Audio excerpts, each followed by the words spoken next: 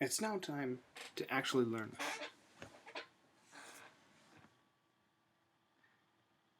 It's now time to actually learn how to form verbs in Latin.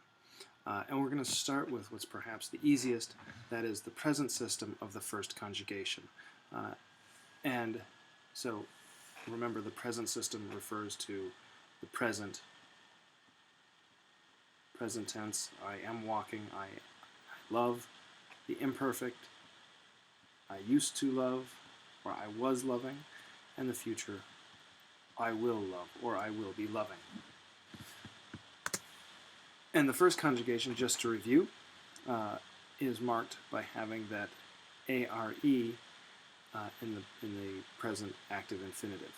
The principal parts amo, amare, amavi, amatis, the way really to recognize whether this is first conjugation is that second principal part.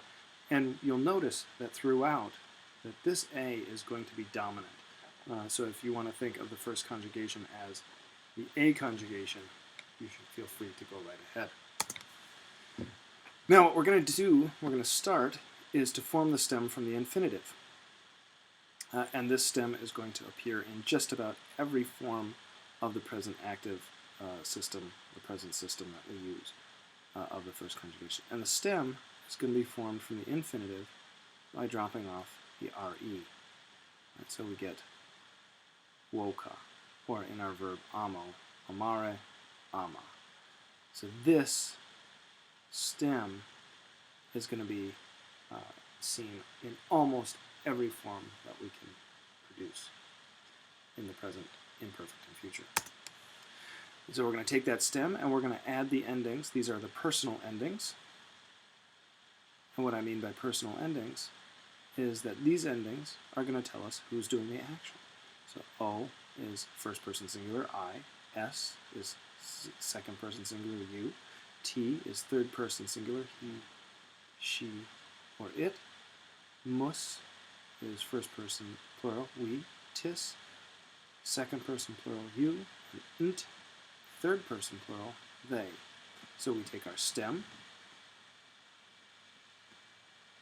and add our endings. And this is the basic rule for all verbs. A stem plus endings equals a complete finite verb. The only difference is inside here we can add tense markers, what can be referred to as an infix, to change the tense. So that's the basic system for all Latin verbs. Stem, tense marker, ending. So let's take a look at the present active indicative of the first conjugation. Amo, I love. So amo, we take our stem. This is the one exception. I know I told you to take your stem and add an ending, but in this case, this O and this A are elided, right? Which means that this O swallows the A, and we get amo. Right? Or rather, than elision, it's a contraction. But then we're going to take our stem and add our ending, amas. Amo, amas, amat, right? Stem plus T. Amo, I love. Amas, you love. Amat, he loves. Or she, or it loves. Amamos, stem plus ending, we love. Amatis, stem plus tis, you plural love. And amant, stem, ending, they love. And we can do this with just about any verb. We can do it with woko, to call. Woko, wokas, wokat, wokamos, wokates, wokant. And what we're doing here when we form all 6 of these forms, first person, second person, third person, singular and plural, is called conjugating. We're conjugating this verb. The imperfect tense. We're going to still take our stem But now we're going to add the tense marker, the infix BA, between the stem and the endings. So let's take a look at this. And one other thing you need to note is that instead of that first person singular O, we're going to use a first person singular M. And you'll actually find that in the course of your study that M is going to be a much more common first person singular ending. So let's take a look at this. We have amabam, I used to love, I was loving. Okay, we take a look, we've got our stem, our tense marker, BA, and our ending M telling us who's doing it. So in some ways, if you want to translate, you start at the ending, the M says I, the BA says it was, the past tense, imperfect, the ama tells you what they were doing.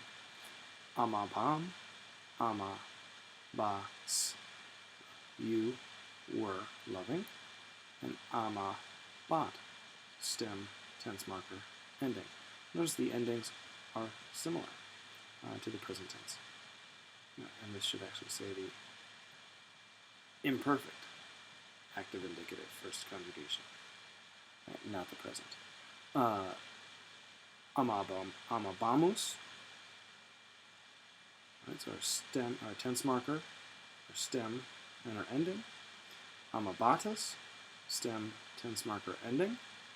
And amabant, stem, tense marker, ending. And in the future tense, I will love, we're going to add the tense marker bi between the stem and the endings. The only catch here is there's going to be some shifting of that I that will occur. Okay? The I is the majority, in the majority of persons and numbers, we're going to see that bi, but there are going to be situations where we don't, and it's best just to memorize these. So, and again, typo there, the future active indicative first conjugation, ama bo. Oh, there's our first exception. So that bi and the o, these have contracted to just become bo. Stem bi, the I is contracted out, and the o, not the M. Okay, so ama bo, ama, there's our tense marker, bis, you will love, stem, ama, bit, he, she, it will love. Ama bimus, tense marker, ending, we will love, ama bitus, bitus, tense marker, ending, and ama bunt. There you get another, instead of ama bint, which you might expect, this U takes over, ama bunt. Alright, so this just must be memorized. Ama bo, ama bis, ama bit, ama bimus, ama bitus, ama bunt. And we could do this with any of the first conjugation verbs. So wa ka, wo ka bo, wo ka bis, wo ka bit, wo ka bimus, wo ka bitus, wo ka bunt. Right? And again, like I was saying earlier, these patterns are consistent. So all first conjugation verbs are going to look like this. So the keys to the first conjugation: memorize those endings. O or M, st, mus, tis, und. The O used in the present and future, the M used in the imperfect. Watch that infix. If there's no infix, it's present. If it's BA, it's imperfect. If it's BI, or BO, or BU, it's future. And then the key to really getting this is to practice. Write down numerous conjugations. Conjugate every verb you run into. The more you do it, the better you'll get.